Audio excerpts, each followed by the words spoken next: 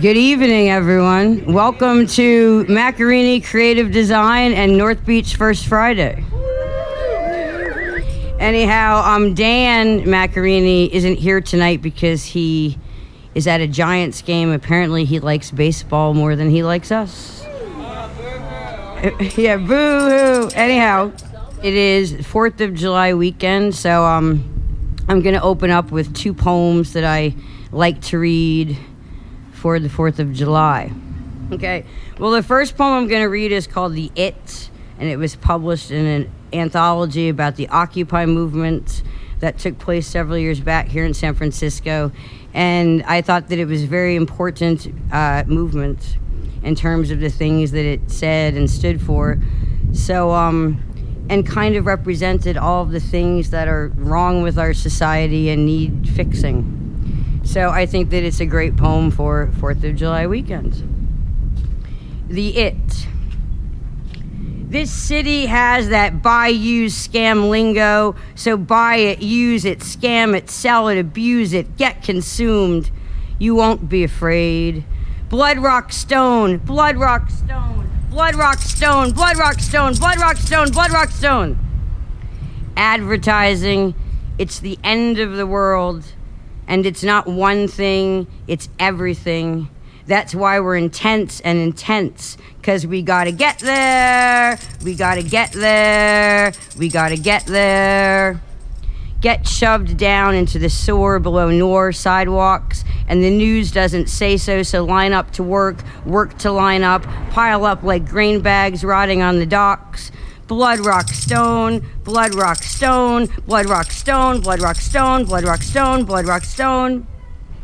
Someone bought the water, but no one brought the water. So buy it, use it, scam it, sell it, abuse it, get consumed. You won't be afraid anymore. Yeah. Who wrote that? What?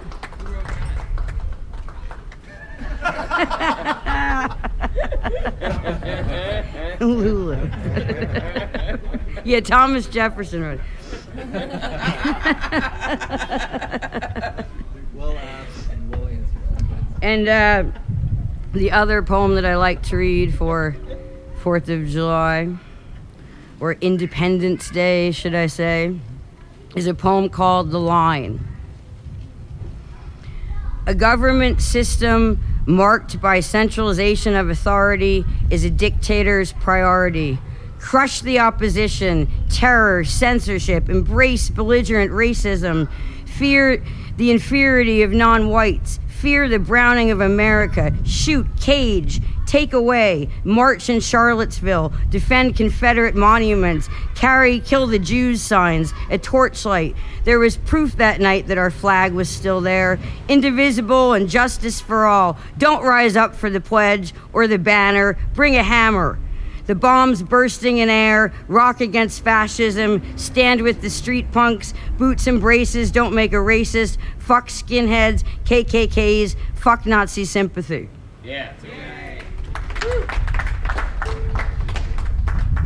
So, on that note, I will now introduce the second poet of the evening, who, his name is Andrew Paul Nelson, and he has just started several months back a series up at Coit Tower on First Fridays, every first Friday at 9 p.m., where a poet is honored and everyone reads that poet's work, and then everyone reads a poem of their own. So please welcome Andrew Paul Nelson.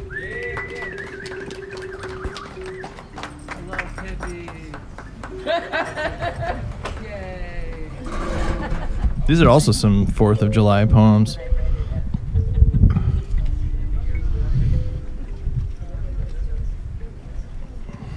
Okay, this is called Spring and Summer 1794. Going to the library to print out a list of aristocrats beheaded during the French Revolution to hide in your nightstand. If it were me, and there were only a few of us, and 7 million of them, I'd be trying to leave Earth too. It's no wonder Jeffrey can't sleep, counting guillotines instead of sheep. Thank you.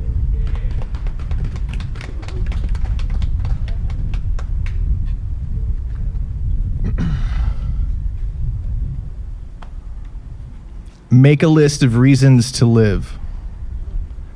The only thing worth being is a poet or a revolutionary. If you can't be a revolutionary, then you better be a poet or a union organizer. If you can't be a poet or a revolutionary or a union organizer, then you may have confused life with death.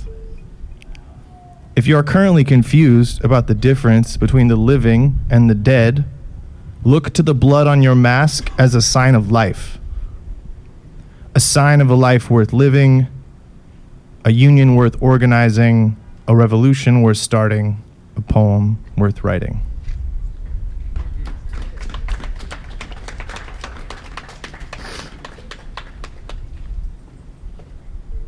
There are no seasons in hell. Even down here you are unwanted.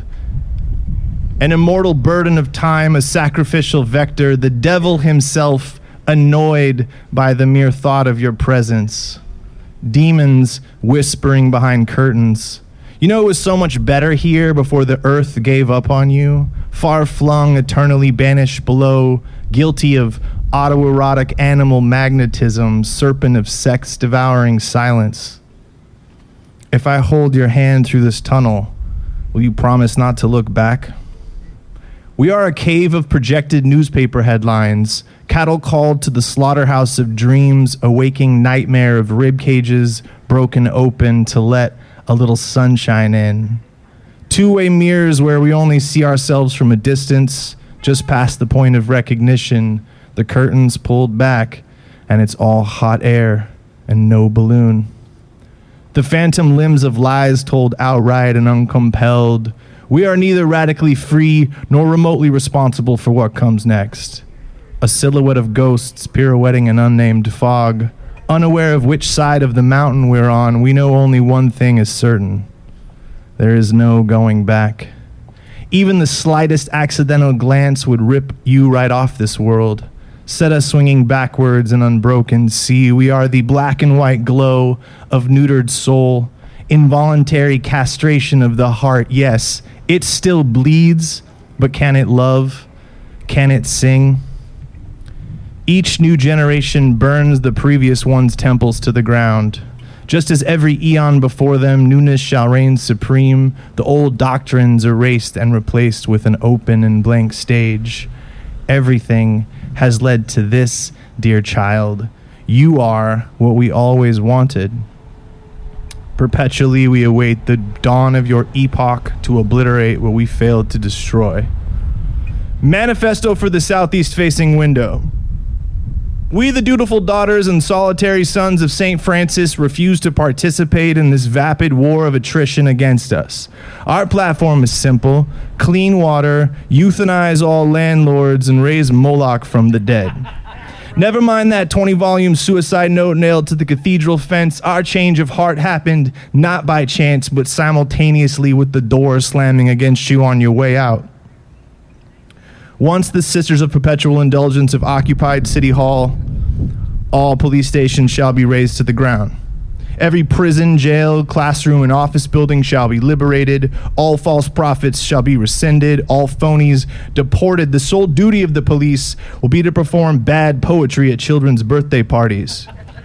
The mayor shall sleep in the street until every resident of her city is housed. Representative Wiener will publicly apologize for being clandestine monarch of real estate death corp and a real nihilist piece of shit. The school board shall host mid-90s raves on Alcatraz where La Montilla bless LSD Eucharist will be disseminated. City council shall be locked in Coit Tower until a plan to return all stolen land back to the Ohlone has been ratified. There'll be 10 years of spring in California. There'll be typewriters on every street corner, soup kitchens at every ballpark, and free avant-garde cinema in every BART station. Each new resident will be given a cat, 3 Ginsberg poems, and a lifetime supply of paint. If the residents of specific whites won't stop pretending it's winter, they shall spend the rest of their days blindfolded and made to wander through the hypocrisy labyrinths of their own making. If you happen to find this new reordering of the world is more than you can stomach, there will be bombed out, Bolinas-bound Volkswagens leaving Market Street every hour on the hour. Karen will personally ferry all vampires, Zionists, and closet capitalists back across the river. There shall be a new rebirth of wandering the streets, a parade of peanut shells. David Lerner's ghost will lead the second line down Columbus. This city is Caesarean bound. A cause-filled, joyful noise no effect can silence. What was blood thrown down from umbilical cloud, aborted greed nightmare of usefulness, has passed. Long gone are the days when the depths of this city shall be measured by what it can outgross, out-cubicle, out-feign. Brutal and inexhaustible love shall be our ruler henceforth. Ranked only by what we can lay bare, a sanctuary of strange, we are the city we deserve. Steep and unadulterated, we say heartbreakingly beautiful because something is broken. The isolated slivers of was, the infinite allure that brought each of us here shall persist as long as there's a window to look out from and wonder. Thank you. Bravo.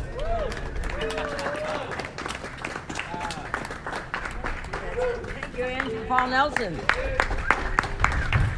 The next poet I'd like to introduce is Jane Raddus, who actually, a while back, did a beautiful book about tarot cards, which she also hand illustrated. She is also a visual artist. Please welcome Jane Raddus. I've got two poems. The first one is from this anthology to Lawrence Ferlinghetti, edited by Bobby Coleman, and I'm going to read the poem that I have in this anthology. Coming home from the bad poetry reading. Boring. How can they write such drivel? And then, leaving, there on the table was Charles Bukowski's Ham on Rye with a bright yellow cover. That's telling it like it is. That's cutting the mustard. And walking home through Chinatown, the ditch diggers making an awful racket, welders with the sparks flying in the evening dusk. That's life. Sparks, fireworks, tell it like it is.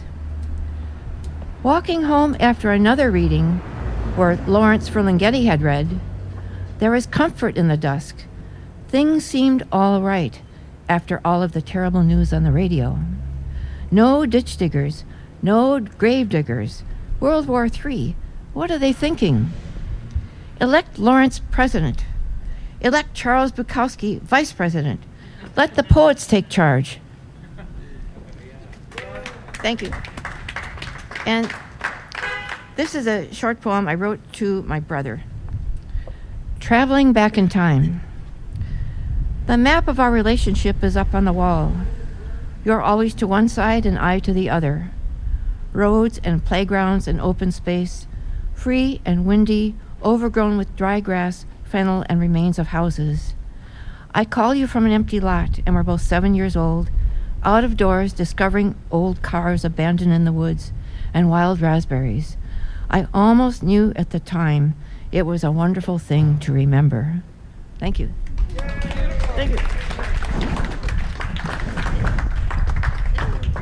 Our next poet this evening is Evan Carp, who many of you probably know over the years from Quiet Lightning, which is his group, I should say, organization in which he's done a lot of creative projects for the poetry community over the years here in San Francisco. He also has a recording studio on the East Coast right now, so he splits his time, but he has just returned. So because he is here, he will read for us. And Evan Carp from Quiet Lightning. Kalimba magic. And he's also going to play his kalimba. Don't overpromise. Thank you, Jessica. Thank you. Thanks for having me. Hi, everybody. It's been a while. A list of what happens next takes a bath.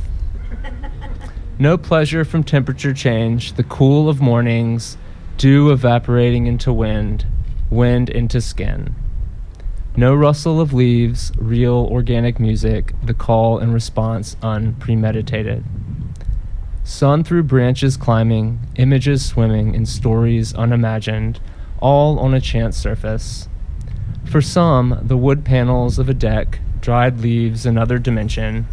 For others, light lacing the corners of a bedroom, plaster or wood under paint, pattern, and texture. None of this. Sun on chrome which forgives nothing. No shrouds or tapestries, however sacred, absorb wind from the sun, fresh air from the sun. No smells, my God, but the distant scent of frozen food defrosted, seasons past, gone, a reminder of life, little more. No chance encounters, no demonstrations of unity or shared values. On a micro scale, no embracing uncertainty. How could we be expected to embrace the uncertain for something in our control when so much is uncertain and out of our control? Why would someone do such a thing? How could one need no bearings at all? None of this. Routine, comfort, slow improvement. Rugs, flannel bedding, hangings, scented oil, diffusers, and miniature fans. Different colored light bulbs, little more than this. And in a moment of stillness, a voice in your head says, your chest expands more than you think it does. Constrictor of chest, you don't need to be. Your air is clean, you are pure of fire. You can't forget your trauma, even when you do, is still directing you, like a film on loop, indifferent to viewing. Assuming the same comedy of false assumptions on which you have built who you think you are, and who you think you are is still directing you. Even the you who you perform thinks you are. Old earth in forgotten pockets, as the man stills, secrets exposed to be cancer that could have avoided you. New day of not what I meant to do, not what I sent to you either. Attitudes settling in early this life. The seasons are too inconsistent to print now. Tech so good it's sentient. The guides point to Twitter. Sentience so bad it's mass murdering, for the most up-to-date, because it can't think of anything better to do. Information. Shit's so bad you can't blame 'em. This town is brilliant. Trees older than Christianity. When the fog clears, I no longer hear the horns, but I can see them. Grandfather older than Arizona. I've forgotten what that means. A lot of history down that way. From default mode to revelation. Loss is revelation. Poverty is revelation. Comfort is revelation eroding. Sometimes into Zen, often into sleep. Becoming so much what I feared and rebelled against, I am here with a story and an explanation. I have been keeping score. My narrative is my excuse. My narrative is my resume, not my redemption. Let me tell you, what I have overcome is the story of my promise. Back to me means back to this voice, which is all of my voices, this noise that has all of my meanings, even as they don't come through. I have swallowed patiently for so long, I have counted my chews. No longer will I line up for healthcare on the holidays, for I know time to. And I know Jesus died so you can have a day off today. And this land was made for you and me. Back to me means pre-loss, and I haven't thought of my life without thinking about loss since the last time I stopped talking, since the last time I was compelled to speak. I'll have to. Let me get back to you. What's another year of pandemic? asking for the immunocompromised, asking for the healthcare providers, asking for the independent businesses. I'm not here asking for the drug companies. I'm asking for the child inside of me. What's another year of pandemic? What's another month of war? Asking for the refugees, asking for the dead and missing, asking for the left behind, asking for the could have beens. What is another month of war? Another week of drinks every night? What's another big circle getting smaller and so familiar? You don't get dizzy or tired now, you just fall over. You just go till you're done, and you know what happened when you wake up after a moment sometimes. There are too many soft knockings on this door, and not for rhythm, for oxygen. Too many beats by the sure to be dying, families far away and poor. Just a quick check-in about my wants. I want to live forever. I really do. Just don't think about it too much. I don't want to die. I want to live always. I want each interaction to be meaningful or intentional, funny or forgivable.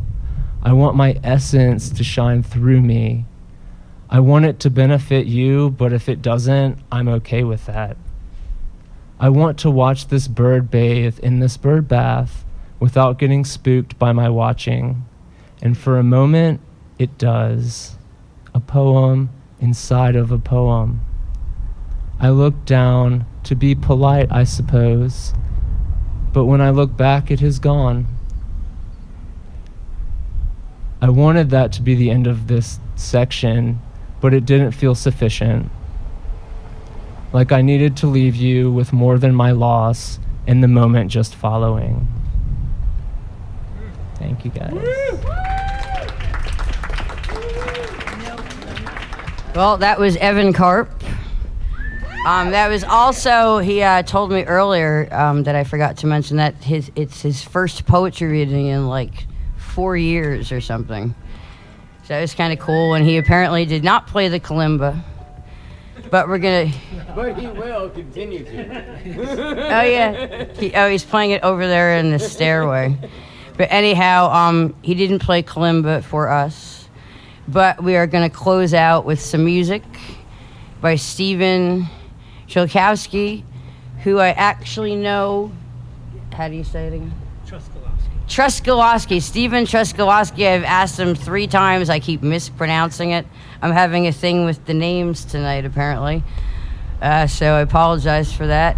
But he's going to close out with a couple of songs for us. And I basically know him from just playing on the streets in North Beach, when I have been dancing with him or jumping in with verse at strange times in the evening. Please welcome Stephen. Not you.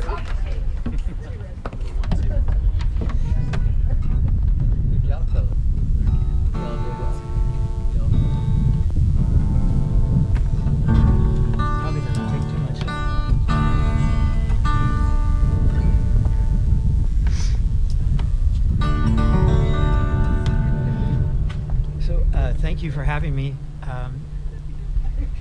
I love people reading their own work, so I'm going to play one of my own tunes.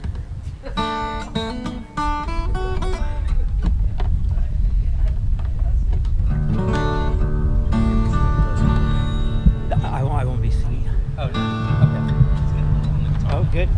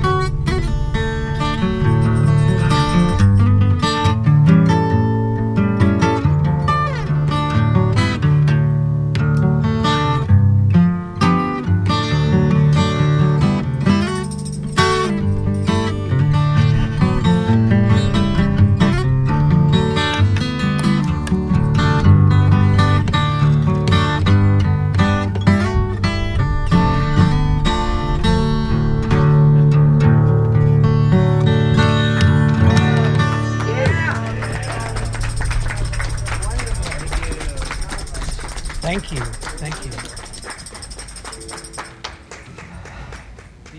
What? Sure. Scott is really bitching the bus to move over here. But apparently he's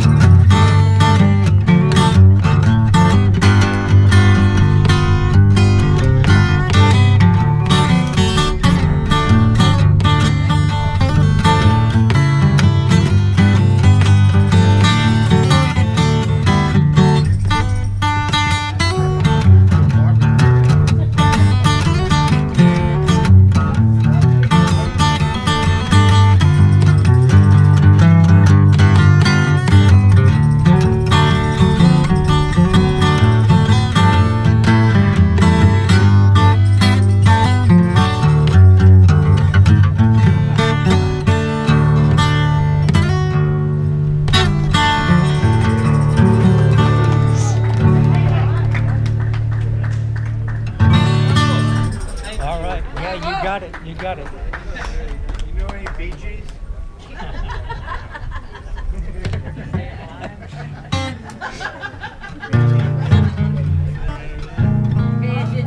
do one more short. All right.